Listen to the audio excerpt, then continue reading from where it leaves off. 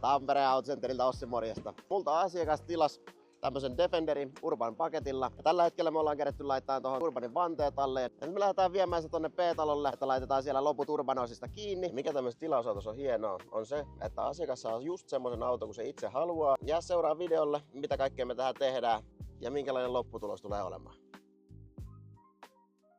Ja sanotaan tietysti nopeat moikat aina, kun tullaan käymään täällä korikorjaamolla. No niin, mä kuulin, että toi Defender on otettu työn alle tänne, niin tullaan vähän katsoa, miltä se näyttää. Joo, eli tässä nyt olisi saatu kaaret liimattua ja näitä konepellin ja koristeita laitettua paikalle. Ja nyt on sitten kattovalojen sähköjen vetovaiheessa ja hyvällä mallilla ja toivotaan, että saadaan tänään valmiiksi. Ei mitään, jätetään veeti tänne touhua rauhassa ja lähdetään seuraavaksi tonne konttorille hoitaa rekkarointiasioita. No niin, nyt on Urban-osat saatu kiinni. Auto on tultu tänne meidän A-talolle fiksiin, että saadaan laitettua Ceramic Pro -pinnoite päälle. Saadaan väri näkyviin paremmin ja kohta näettekin, miltä auto oikeasti näyttää.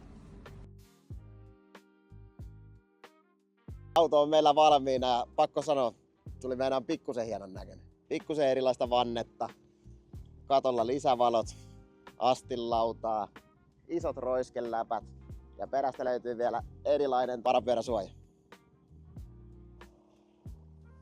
Soita mulle, niin laitetaan sullekin tämmönen tilaukseen.